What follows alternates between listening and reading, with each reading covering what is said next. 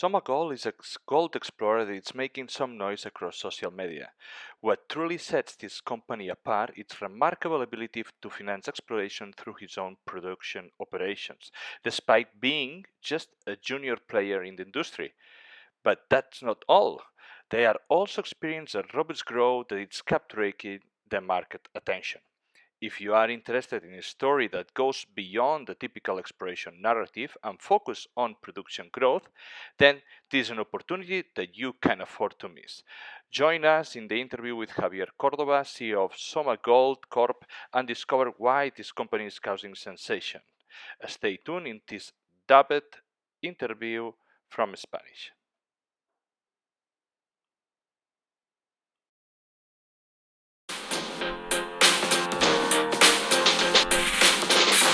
Welcome, mining lovers. This is Charlando de Minas, the Spanish podcast dedicated to mining investment. Now, in English. Do you want to learn? Subscribe. Do you want more content in English? Leave us a comment.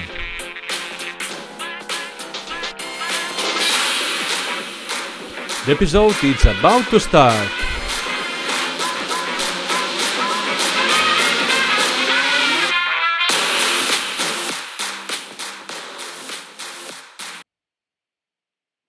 Welcome to a new episode of Charlando de Minas, the first and only mining investment podcast in Spanish, today in English. Today we have the pleasure of interviewing Javier Cordova, CEO of SOMA.V Corp. SOMA.V Corp is a gold exploration and production company in Colombia, and it's listed in three markets, in Toronto with the acronym SOMA, in the OTC, and in Frankfurt. Javier, hello, how are you? Hello, Amadeu. I am good. Thank you very much for the invitation. For us, it is always very important to explain what we are doing with SOMA in our different operations. So hopefully we can take advantage of this time today, and the investors of the worldwide related to this exciting activity like mining and here in Latin America, specifically in Colombia, people could be more aware about our work. Perfect, thanks. First of all, I would like to thank you for coming to the program and accepting the invitation. What I'm going to ask you at the beginning is if you could introduce yourself and explain a little bit of your experience, especially for those at the audience who doesn't know you and it's the first time that hears you. If I get it right, you was mining minister in Ecuador. Could you explain a little bit how a mining minister in Ecuador has ended up in a gold project in Colombia? Yes, it is a very good question, and I think it is a very good start to our story. Indeed, I am Ecuadorian. My training was more on the side of business administration, finance. I was always very interested in the business world, and I entered on the mining world more than 10 years ago, on 2008 in Ecuador, but from the public sector. At that time, I became an advisor in the Vice Ministry of Mining. And there, as I said, I entered from the public sector, from a political side, let's say. We were supporting someone, a friend who at that time was the Vice Minister of Mining, and he called me to support him in that management. To make a short story, well, there was, when I started to learn about the mining world, I found it exciting. I was, at least for some time, in different political positions, but I ended up at the end of the year 2014 as Minister of Mining in Ecuador. The ministry has just been set up. We are talking about the government of former President Rafael Correa, who had understood at that moment the importance of mining activity. And in Ecuador, there was an issue that unfortunately happened again later on. You know that Ecuador is a country very dependent on oil. Its economy depends mostly on oil. And historically, the ministries of mining were always anchored to the oil issue. Therefore, the attention of the ministers was always in the oil world. So the former president made the decision at the time, when he saw the great mining potential, to create a mining ministry. That is when he appointed me Minister of Mining. I was Ecuador's mining minister for almost 4 years until the end of January 2018, when I left the activity. And obviously I was already convinced and in love with the activity from all perspectives. And obviously I decided to continue to be linked to this industry. First, as a consultant, I did some work with Wood Mackenzie in different countries around the world, for example, in Egypt, I had visited some companies. And I ended up, to your question, how did I end up in Colombia? Because I had met one of the main shareholders, who is our chairman of the board, Jeff Ramson, at the end of my tenure at PDEC, actually in Toronto. And he had told me that he had this mining company, a Canadian junior that was in Colombia. I liked the approach that they had. I mean, they are now us, but at that time I referred to them. They were very active in the formalization of small miners who had an operation here and wanted to grow. Growth also from its own activity, but also from the activity of small miners to formalization. They were very active in ESG issues, active with the communities. So it seemed interesting to me. And once I had already detached myself completely from the government in Ecuador, I advised some companies, and I also began to advise this company into the search of new business in Latin America. Then I got more involved and ended up as president and CEO of the company. Well, thank you very much. Now I would like you to give a little overview of SOMA Corp and what are their main objectives.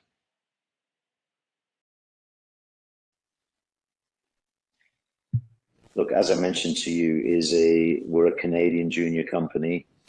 We are, you already mentioned, on some exchanges like the Toronto Stock Exchange, the TSXV, and in the Frankfurt Stock Exchange, we are in OTC in New York. We have today operations only in Colombia. Now I am here in the company's office in Medellin.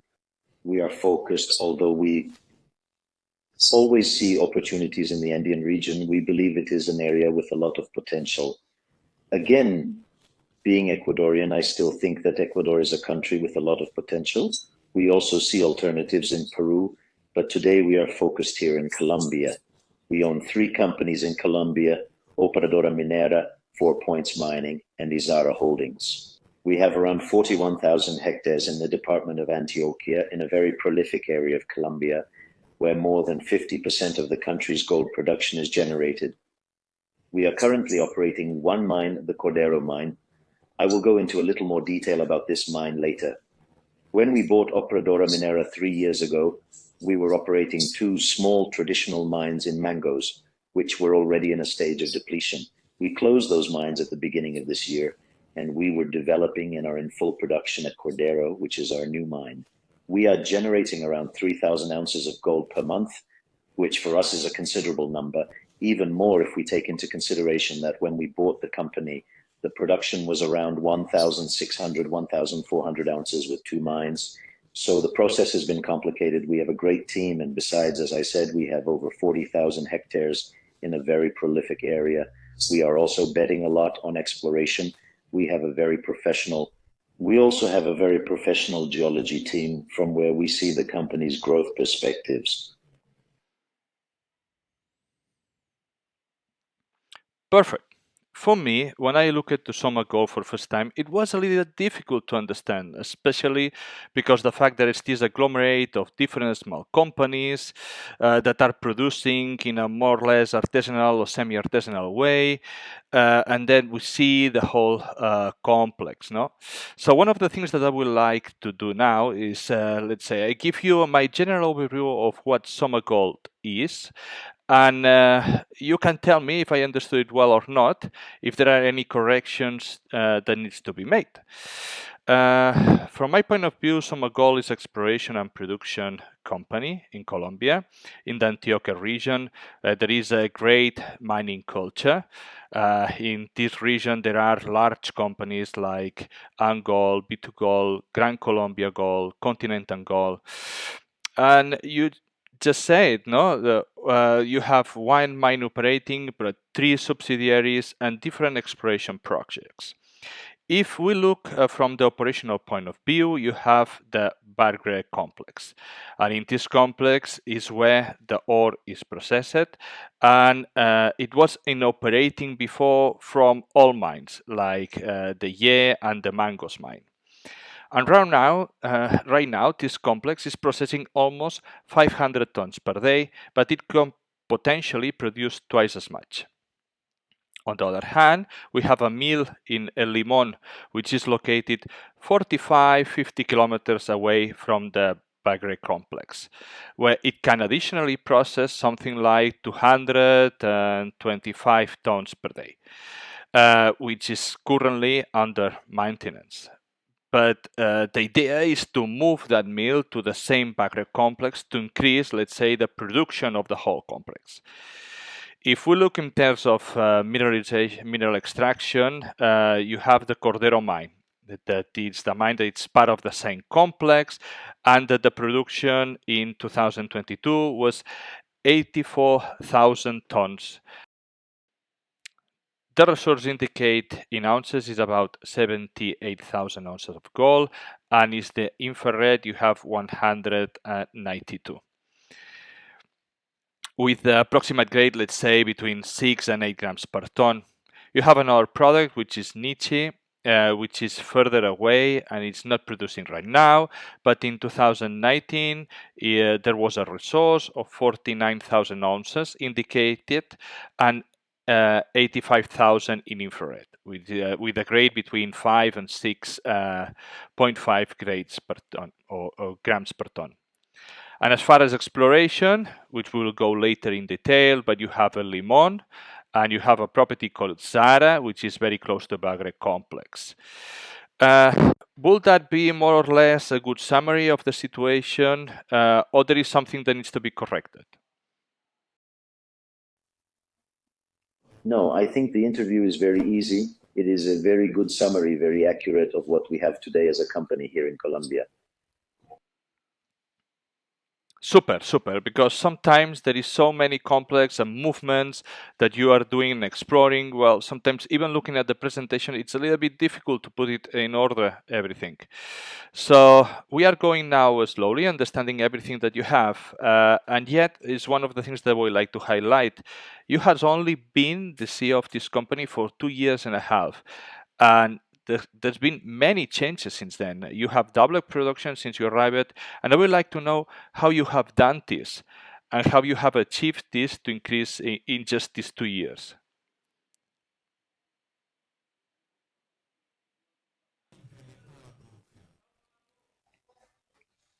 Look, I believe that there are issues, as you mentioned, which are key and which have been very significant and which have undoubtedly supported me a lot in the management in being able to lead the company in these, as you say, 2.5 years, basically to double production. Today, we finished the third quarter. That is to say, we finished September with over 25,000 ounces of gold. That is to say, we are already above the production of the whole year 2022, which was 23,000. And at the production level, we expect to be at the target, which is approximately 35,000 ounces, which would be to double the production since we bought the company. I believe that the key has been obviously that we have been able to build first the support of our shareholders, of the main shareholders of the board of directors. It has been a permanent support to the challenges that we have had here, to the investment needs. We have made very important investments, which I think we are going to mention in the following minutes. And we have also been able to put together a very professional team with a lot of knowledge of the area, which has obviously allowed us to move forward. First, we bought a good company. We have to start there. When we bought Operadora Minera, it was a company with 2 mines, as you mentioned, with a lower production, but it worked well with competent equipment, with good facilities. So obviously that made it easier to take over the operation. And move it forward. There have been, as I said, many challenges in the sense of being able to go from the operation of 2 small traditional mines, such as Laye and Mangos, which were in depletion, to develop a new mine, mechanized, with a new concept, new mining method, to be able to put it into production. Challenging, but I think that the results speak for themselves, and at the same time, and I agree with what you say, many times investors find it a little difficult. They see an interesting story in the company, but it is difficult for them to understand because we have a lot of activity, because we are a mix. And I want to be very frank, many times the investor does not understand much. When I say we are a mix, we are a Canadian junior company, but we are not the typical junior exploration company that always needs to go to the market, raise funds to explore. We generate our own cash flow. We have our own operation. We have grown in production. We have a positive cash flow. We are profitable, and we use those resources precisely to invest them, not only in developing the operation and buying the necessary equipment and increasing production, but also using those resources for the exploration part of the company. And at times when the market is complicated, now I was, as you know, last week in London at a mining symposium. And what we all know, everyone talks a lot, investors, that the market is difficult today. It is as if they do not pay much attention to the sector. There I was witnessing many of the presentations of junior companies, which, as you know, are not paying much attention to the sector. There I was witnessing many of the presentations of the junior companies, which, as you know, are not very well known. Presentations of junior companies which are going through a complex moment because the market is difficult today. And we have the great strength of being able to generate our own production. So as I said, I believe that the key has been to put together a very competent team that knows the area, that has been able to continue with the operation of the company, to develop a new operation, to change the mining method from a traditional mining method to a mechanized method, and with all that, to be able to continue operating as we are producing.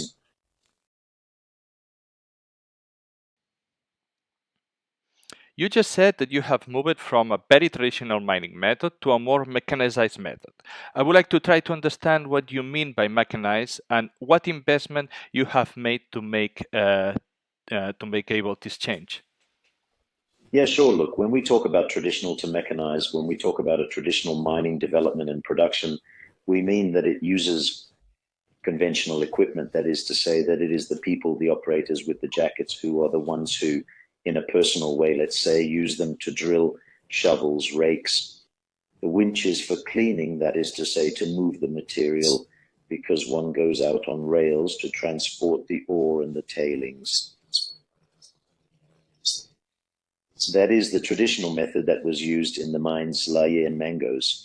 Then to a method of low-profile mechanized equipment, which is used, as you know, for subway mining, such as yombos, volters, scoops, trucks, which allow us to carry out the productive mining cycle and development in a mechanized way, with higher yield, of course, higher yield and at a lower cost.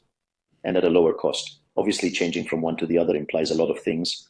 The purchase of equipment, the investment, as you mentioned, to give you an idea, approximately we have invested in the equipment. We bought new Sandvik equipment, yumbos, scoops, dampers, volters, all of them are new equipment that have been in operation for approximately 1 year. We are operating them directly. So there you have an investment of approximately $6 million, specifically in equipment, apart from the construction of the Cordero mine.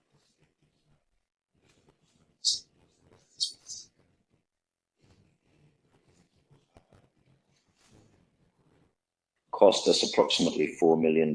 We are building a new mine, and we are working on a tailings dam that was in operation, was already in its final stage. The construction of the new tailings dam was considered, which we are already building. We are already operating it, in fact, using the new one. We have already officially closed tailings dam number 2. We are in dam 3, which has also cost us approximately $1.5 million to date. That is to say, we are in dam 3, which has also cost us approximately $1.5 million to date. That is to say, only in machinery, the construction of the new mine and the first tailings dam. We are talking about almost $12 million of investment that we have generated.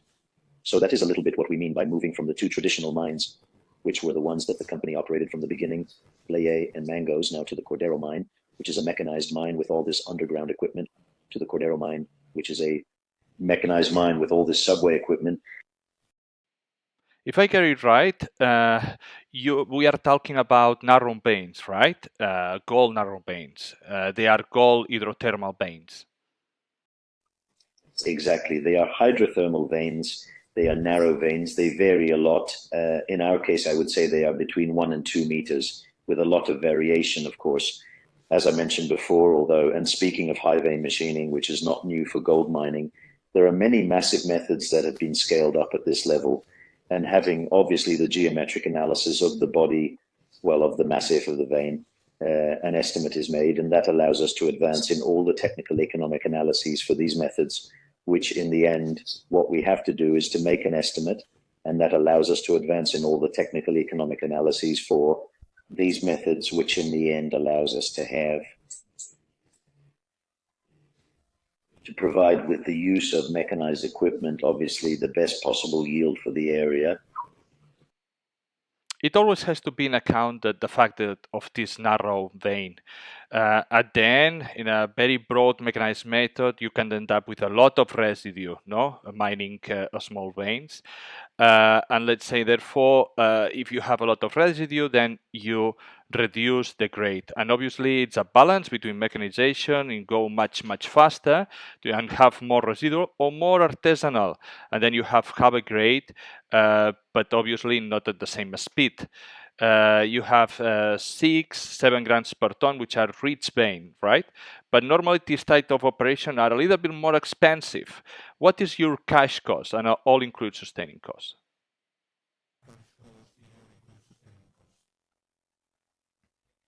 Look, we approximately, I am talking about the 30th of June. We have the cash cost. It is at $900 per ounce. And all in, we are at $1,258 per ounce. Here I am considering everything. That is to say, here I am considering not only the analysis, as I mentioned. SOMA is the Canadian company. It obviously has its own expenses in Canada, everything that has to do with management, etc. And if we take it down to Operadora Minera, which is the company that is here, that operates in Colombia, well, the costs are a bit different. In the value I am giving you all the costs, including Canada. Oh, very good, very good. According to the presentation, you want to get that 43,000 ounces per year using the 2 mills. If that the case, the actual reserves or the ore reserves are low, right? So what is your growth target in terms of reserve? I don't mean infrared, but in terms of reserves, and how you are going to expand the mine, right? What are the properties? How you are going to do it? Yeah, look, our reserve growth target is based on exploration of our producing mines. In this case, I'm talking about Cordero and traditional, conventional, historical production mines such as Limon, Nechi, and Aurora, which is a new property that we bought a few months ago, where we can carry out exploration through prospecting, drilling, surface drilling. In the case of Cordero, we can carry out exploration inside the mine as mining workings, which allows us to go with greater geological certainty. We have 4 drills that are in operation. That is to say, as we speak, we have 4 drills that are in operation, 2 drills that are focused on our own exploration.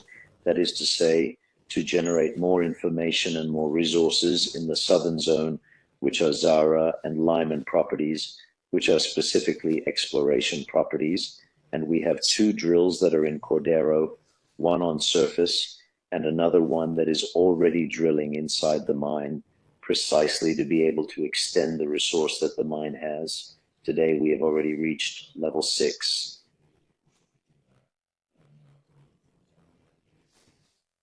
And what we want, we have not gone further down yet, because this information did not exist. That is to say, when we bought the company, the exploration that Mineros had done, up to now, in fact, only reached level 5.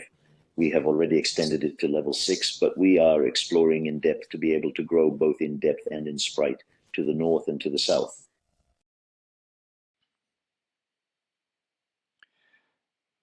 I mean, what is the target? Let's say, and if you want to say it in years of reserves, how many years of reserves do you want to have? Because if you are going to increase production, so the reserves have to grow accordingly.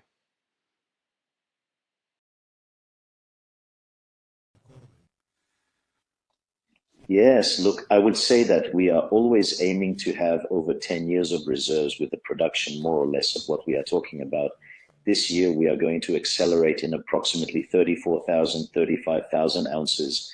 Our objective for next year is to be over 40,000 ounces of production with the resources we have today, both in Cordero and Nechi. Nechi has 4,300 and 120,000 ounces since the exploration done by Mineros approximately 4 years ago. We also plan for next year to go and expand that exploration a little bit. That is to say, that resource could eventually grow to the 120,000.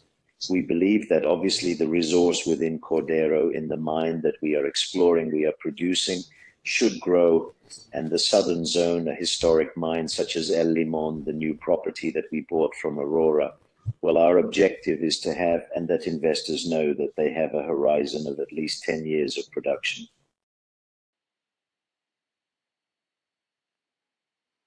In the presentation, you have projections between 85,000 to 100,000 tons in 2028. This is not very far away, really, and it's a substantial increase in production beyond doubling the production. How you're going to do it? What are the plans? What milestones have to be achieved? This is not so far away, and it is really a very substantial increase in production. Beyond doubling that production, how are you going to do it? What are the plans? What milestones have to be achieved?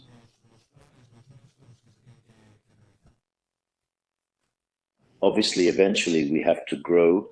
As I mentioned, we have to have the results of growing the resources that we have today, not only in Cordero, but also in the property to the north, in Nechi, in the properties that we just bought from Aurora.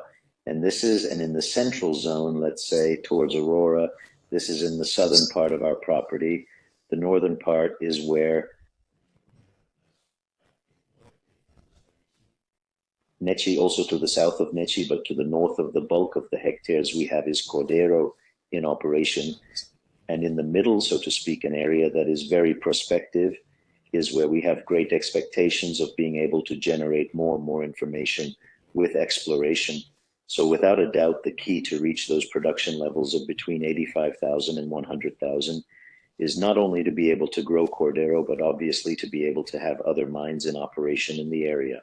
And not only that, but also, as I mentioned, we are a company that if we do not rush, because I believe we have a good operation today with good results, we have a large property, but we are always looking at additional projects that could be added to what we have today to reach our objective. That is to say, a corporate objective of the company is to be able to convert it in the medium term. When you talk about 2028 in the medium term, in 5 years approximately, into a mid-tier. Obviously, it would have to be expanded. You mentioned our plant. Our plant today is approximately between 450 and 500 tons. We have already made 500 tons 10, a very efficient plant. We have also improved the recovery. When we bought it, the recovery was more or less 86%. Today it is already approaching 88, over 90% recovery, and we have all the permits to expand it and double its capacity, as the mine obviously does not generate that resource. We can expand the capacity to achieve an operation with over 1,000 tons. Let us not forget that you mentioned the Lyman plant, which is a plant of approximately 200 tons per day, which today is under maintenance, but as we have the resource, it could be expanded. That is to say, the processing capacity is basically there. It can be expanded. Today, the main challenge is to generate the resource and the necessary design for the mines to reach that level.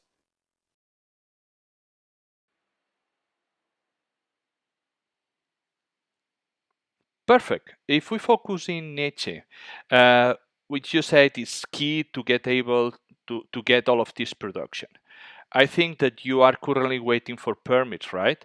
What are your forecasts? What do you think that you can operate there? When?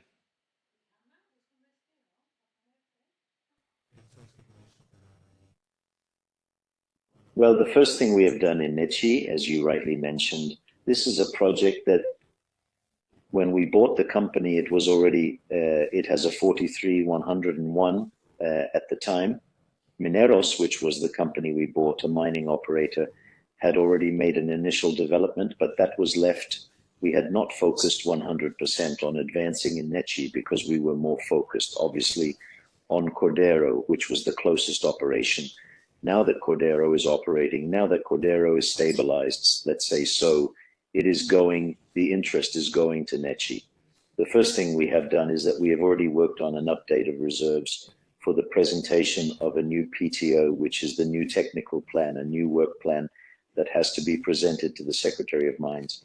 We have already made this update. We will present, I estimate that at the beginning of next year, the PTO, that is this technical work plan, to the Secretary of Mines, because the Colombian legislation changed certain parameters. and requires, which is important, it requires the use of international standards to support this work plan. In that sense, we have already done that work. We hired professionals that focus specifically on the Nechi issue. We have that ready. In addition, we have started a social work in the area, an environmental work, obviously, in the area, obviously environmental work, so that the people know, so that the communities, I said at the beginning that for me, it was always important, the social focus that this company has given, so that the communities know. Based on that, with all the technical, economic, and socio-environmental work, once validated, it is presented to the authority for approval of the environmental license. And with the environmental license, we will be able to start with the construction of the mine. I would think to already have a perfectibility study that will allow us to present and request the permits the next year. That is to say, in the year 2024, and think about starting the construction of the mine in the year 2025. That is more or less the year 2025 for Nechi. And you spoke a little bit earlier, didn't you? When we were talking about growth, about the Aurora property, there is an oil mine there. I don't know what you can tell us about this oil mine. Yes, look, Aurora is a property that we bought a few months ago. We felt that it was a part of the area. It is a property just adjacent to the south of what we had. We had always seen it with a lot of interest, and we were able to talk about what is an important negotiation for us. This is a very typical mine of the area. That is to say, it is an old mine with the same veins, narrow veins. The veins are, you mentioned hydrothermal. They are geological structures mainly composed of quartz, milky, cruciform texture. That is to say, have typical of the area. It is what we have seen in Laye, Mangos. It is what we have seen in the south in El Limon, and it is what we see in Aurora. They are all part of the same system in the OTU fault. So they are locations, they are correlated. All these important regional faults that exist, being the main one, what you mentioned, the OTU fault and its extensions. In that sense, it was always very important for us to try to expand all that area that we had from Nechi to the north, Laye, Mangos, Cordero. Then came Limon with many small operations, many years in the area. And then the property to the south was Aurora. And if you go further south, then you get to Gran Colombia with all its operations. Well, very important in that sense. We thought it was important to have it, since it was very important to have it, since it was a very important area for us to have it, since it was a very important area for us, since it was very important to have it. We thought it was important to have it. We already have it. Today we are doing it again. We are doing social work in the area so that the communities get to know us, know who we are. We are a new company for them. We are a new company for them. They had other companies there, but it is important that they know who we are, what we are doing, to start drilling plans as well, most likely at the beginning of next year. You have explained it, and now we are going to see the different exploration and the potential of those projects, right? Especially in the Zara property. But you explained about the OTU fault. You also explained, didn't you, that you guys are always looking out for new projects or opportunities that might arise. So what is the SOMA Gold strategy? SOMA Gold is a company that's going to become strong following this OTU fault in some way, as you are doing right now. Or if there is some project, let's say in Ecuador or in any other country or another part of Colombia that could be interesting for the company, you don't rule out to have some kind of acquisition of this type?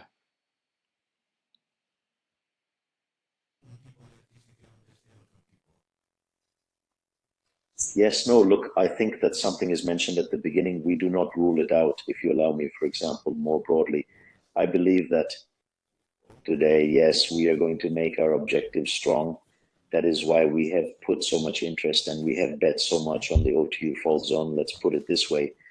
Because of its location, we are in Antioquia, where more than 50% of Colombia's gold is produced.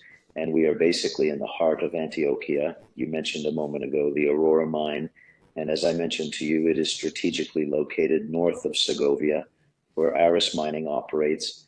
And today, I had mentioned to you that at the beginning of next year, we already have an exploration plan to start with 5,000 meters of drilling in the area. So our interest today, without a doubt, is where we have all the properties, more than 40,000 hectares. It is an important property, but that does not mean that we are not looking at. We are in fact looking. There are things that evidently today cannot be mentioned yet, but we are always looking. We always like our objective. We are not closed. Eventually, we may not be able to look at some other sector, but we are focused on the Andean region. Obviously, we like Ecuador, not only because I am Ecuadorian and have an important knowledge of the activity there. No, there are many projects with potential.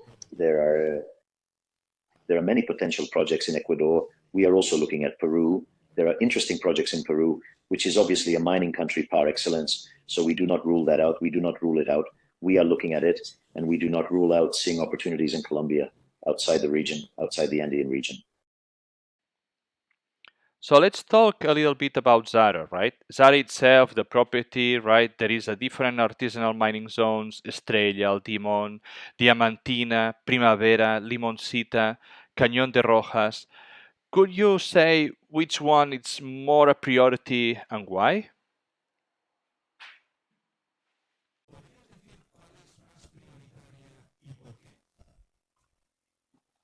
Look, we have already done an initial work on the property because the property, as you mentioned, Zara, it is wide. So within all that, we have already done an initial work to identify, according to you mentioned Cañón de Rojas, Limoncito, Porquera, Diamantina.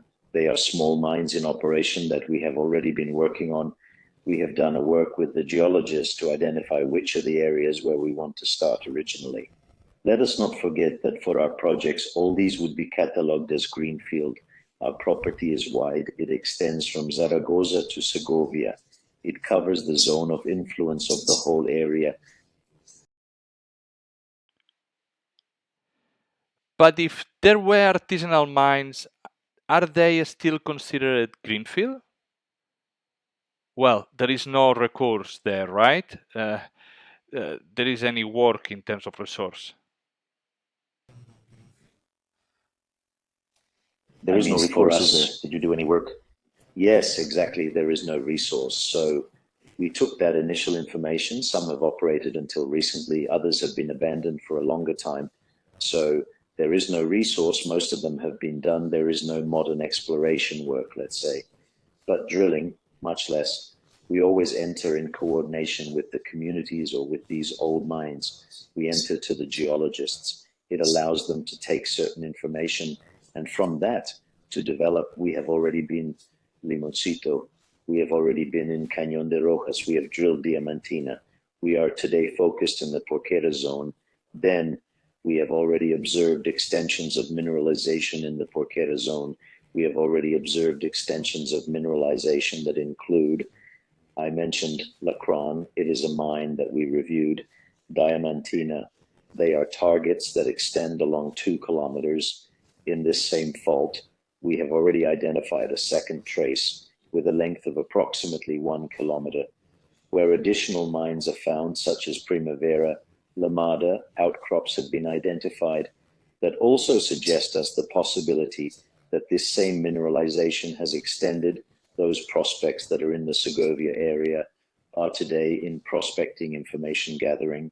This will allow us to have much more focused and much more efficient drilling in the next months. Also in areas now that we have Otucas and Otucas where we have a lot of mineralization. In areas now that we have Otucas to the south, also with the information that we are getting, it will allow us to have a much more focused exploration plan. Now, within Sara that you mentioned, to be more precise in that, the exploration priorities are in the traces, so to speak, which include Limon, Alacran, Diamantina. It is a very well-defined train, which we have already determined. On the opposite side, there is another train, another trace that is in Primavera and Estrella. These are 2 places that the team has already defined, and that is where we are starting to focus with the drills.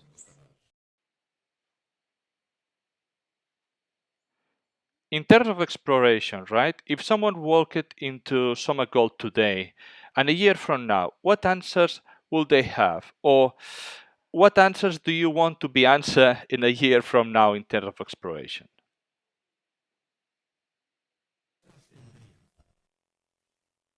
Well, what answers do you want to answer a year from now in terms of exploration? Look, what I would like to have in exploration within a year is much more defined what I mentioned to you. That is, we have an important property, a very prospective property. We have already managed to gather a lot of information. We are going to run a geophysical process. We have already worked on identifying these different trends that we have in the area. The objective in a year's time would be to have much more defined in each one of these zones what we have, what type of resource we could have there, so that from there we can start adding, as you rightly mentioned a few minutes ago, if within the production plan that the company has, we visualize in 5 years' time to have a production of over 85,000 ounces. That is to say, to double, we have already doubled. We have already doubled the production in 5 years' time. We have already doubled production, as complex as we know it is, from 17,000 to basically we expect 34,000 more this year. To reach those levels, we would have to double today's production and a little more in the next 5 years. To double it and a little more in the next 5 years. And for that, we already need to have much more defined where the new mines that we could put into production will be mines like Cordero, mines like Nechi, mines like Persis, that we can find an expansion in depth of Lemon, reactivate the Aurora mine, etc. But not only those, but as to mention the different premises in the Alacran, Diamantina, in Primavera, and in the south zone, also in the Cañón de Rojas, and in another place. Perfect. Now let's focus a little bit on economics. You are not only an exploration company, you are also a production company. If we take a quick look to the financial statement, we do see that you have approximately 30 millions in debt. Could you explain to us where that debt comes from and what are the terms for them?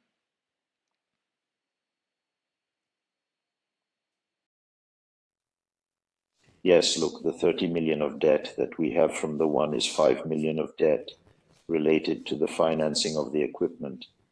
I had mentioned at the beginning that we purchased new Sandvik equipment, and that is debt related to the financing that is done on a monthly basis. The difference in that, approximately 25 million of debt, is that the company has a historical relationship, let's say, with our major shareholder, which is Glenn Walsh. With his company, Glenn, I mentioned that perhaps one of the main keys to achieve the result we have had here has been the support of all the investors, without a doubt, but mainly of the two investors who have been with the company since day one, founders of the company, and who have invested their own resources and who today hold approximately 70% of the company's shares. I'm talking about Glenn Walsh, Jeff Hampson. Jeff Hampson is the chairman of the board today. That our debt is the debt to Glenn, to his company, which at the time was therefore a loan that was made by the company so that it could, whoever started and whoever could operate. It's obviously, as they say, so to speak, it's debt, but it's a friendly debt. It's debt to our major shareholder. So the conditions that we have managed so far have been positive. If you consider approximately the adjusted EBITDA that we had this year, in the first 6 months of the year of approximately $6 million, I would say that it is a debt that we can handle. We should begin to pay it according to the original conditions of next year, but our idea would be to begin to pay it by the end of this year, precisely to begin to assume that debt, which is important because of the flow that we are generating, and precisely to begin to assume that debt, which is important. Perfect. You have talked a little bit about the partners, and you have said that you have two major shareholders who have practically 70% of the company. I'm wondering at this point if you have a significant percentage of the company, if there are any other institutional in as a shareholder. I have a percentage. I do not know how important it is, but I obviously have a percentage of shares in the company. The great majority, obviously, is in the 2, and there are some non-important institutional investors. The great majority is in the float. It is, that is to say, of the remaining 30%. I mean, we have some important investors in Europe.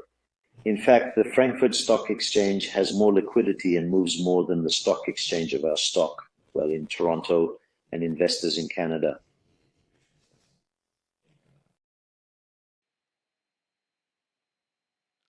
Perfect. There are approximately 5 million of warrants at 66 cents. I am wondering if you think that this might be a limit for the share price to going up, and if those warrants are exercised, what do you will do with the money? What are you going to use it?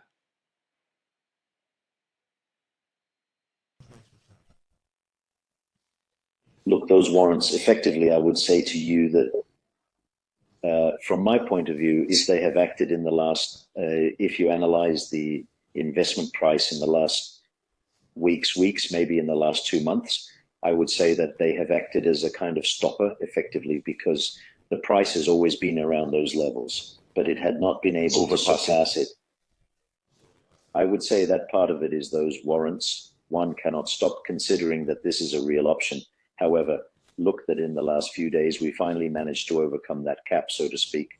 On Friday, we closed at 73 cents, I think, between yesterday and today. It has remained at 73 cents. Yesterday, it reached 74 cents. So it would seem that we have managed to overcome that. If those warrants are executed, which is the plan, we are working on it. If those warrants are executed, which I believe that if they are kept at this level, they will obviously be executed. I would say that the plan will be the same, which is what we have always done. That is to use those warrants to reinvest in the company. They could be used. It is not an issue that is defined. We would have to define what is the best use for those resources that would enter the company. We have, as I mentioned at the beginning, many plans in terms of exploration. We have many plans in exploration matters. We have, as I mentioned at the beginning, we have many plans for exploration. We have 4 drills. We are still developing Cordero. We are building the plant. We already have the Glen debt, which, as I mentioned, we would like to start prepaying at the end of the year, before the end of the year. Continue a little bit in the economic plan. You are a company that you are generating a profit, and you should increase notably with the ramp up of the production, and more thinking about the increase that you have in mind and you have planned. In the projection, it seems clear that in the second quarter of 2024, the cash flow starts to be important, and also with the reduction of debt. Do you expect in any way that the market will react to that, or why hasn't done it yet? Because if you look to the company comparing to peers and neighbors and so, it's a significant lower multiples than them. What do you think, or what has the market not seen yet in SOMA?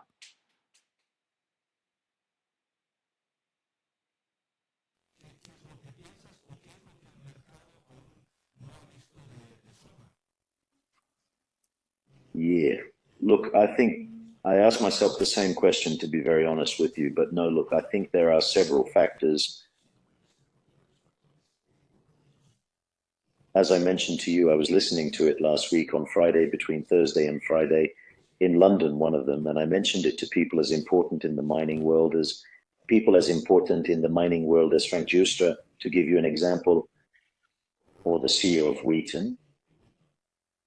At times you feel that the market just doesn't care. I mean, it's not just us. We are at a point in time where it seems that the market just doesn't.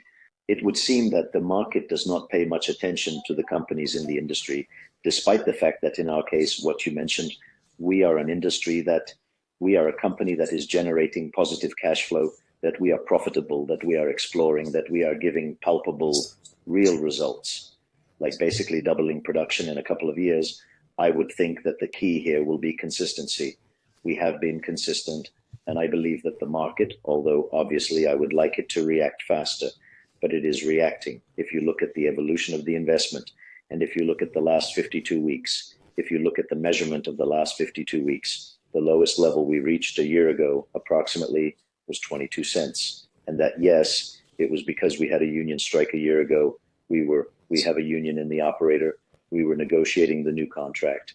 Then, unfortunately, sometimes a very normal way, let's say it like this, of the unions functioning, they went on strike. We had a stoppage for approximately 2 weeks, and the market hit us hard, but we reached 22 cents. Today, we are at 73 cents. That is to say, we have achieved in 52 weeks. I believe that the evolution is positive.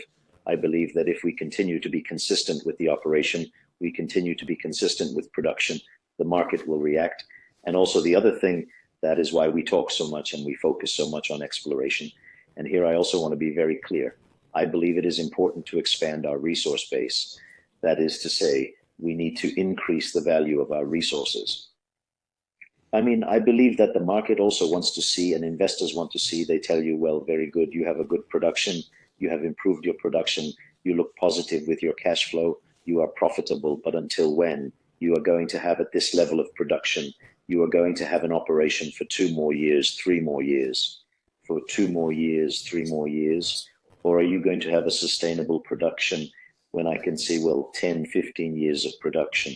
But I would believe that if we continue at the levels we are at, if we continue to be consistent with the results, the market will continue to react. I say continue because I believe it has reacted well in recent months.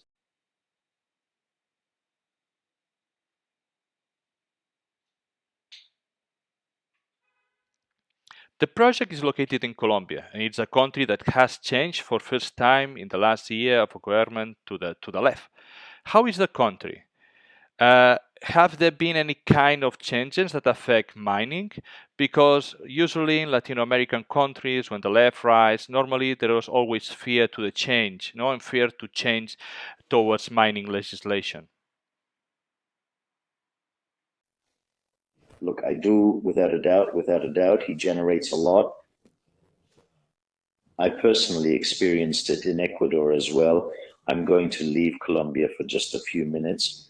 Ecuador also at the beginning of the Correa government, its visualization towards the mining industry was very negative. And that, to say it in a way, basically erased Ecuador from the mining map. It took many years for the government itself to understand that the industry is not an easy industry because it is a long-term industry. It is an industry that if you see it from a political perspective, it does not give you political benefits in the short term. It is an industry that unfortunately is the truth. It is very criticized worldwide for environmental issues, social issues, etc., etc., etc. Now, if you put me here in Colombia, yes, with the new president, not so new because he has been here for more than a year, but that always generates expectations. To tell you that I have seen significant changes or that really the impact in the sector, so far, no. Yes, there was. Yes, there was. It was at the beginning. The day after President Petro took office, he sent a tax reform that in some way, as it was originally presented, would have been stronger. Perhaps it did not come out as strong as expected, but it has generated some impacts on the tax part for the industry.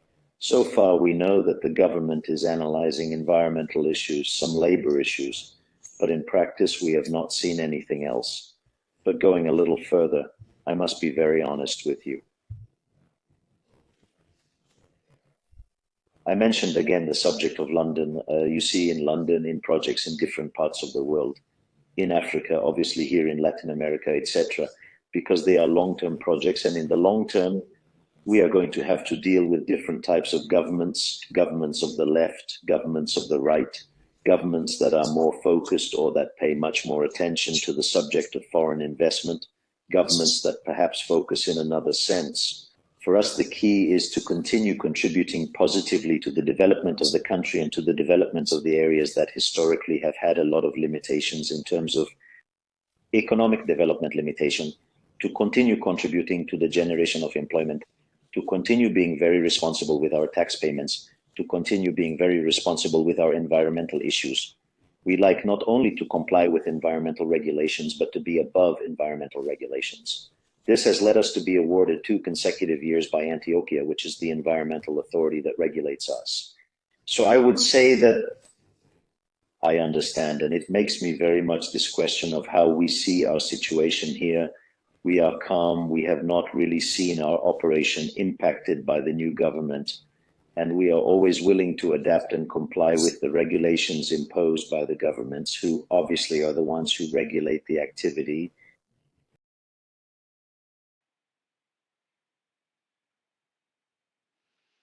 Thank you very much, Javier. I think that we have done a good review of the company. We have been able to present it to the audience, and I think that really have a very promising project in your hands with obviously some clear objectives to be met, but that the market is starting to see, is starting to wake up for SOMA. And I hope that we can talk again soon to follow the evolution of the project and see all of these objectives fulfilled. If you want the last minute to address to the audience and potential investors, the audience is all yours.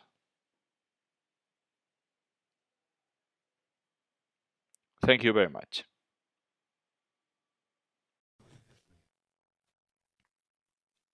Yes, thank you very much to you for the invitation. And yes, I would love to always be able to follow up to let people know about us. I think we have a very good operation here in Colombia, a very good professional team. I think it is all about people. And I come back to your initial question. What has been, so to speak, the secret of what has been achieved? The secret of what has been achieved here is the people, the staff that is motivated, appropriate conditions, working, being part of the community, that the community also supports the work.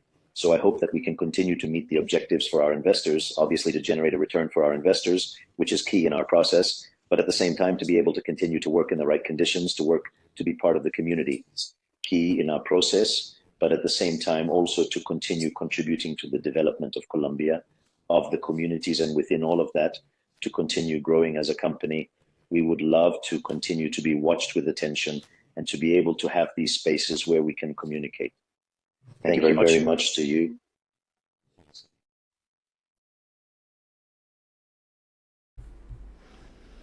Disclaimer: the content in Charlando de Minas is not an investment advice. Amadeu Bonet and his guests are not investment advisors. The authors may have interest in the companies mentioned in this publication. They may also have bias and not be impartial. The information in this publication and all the others in Charlando de Minas is impersonal by nature and should be considered as an entertainment product. The minimum risk of any investment mentioned in this video is 100% of the capital. Before to make any investment decision, contact to a financial or investment advisor or someone qualified with experience. These broadcasts are a narrative of my learnings in the world of commodities and mining investment. In this podcast, we will try to bring experts, professionals, and companies. If you like it, please subscribe. I am Amadeu Bonet. Welcome to Charlando de Minas.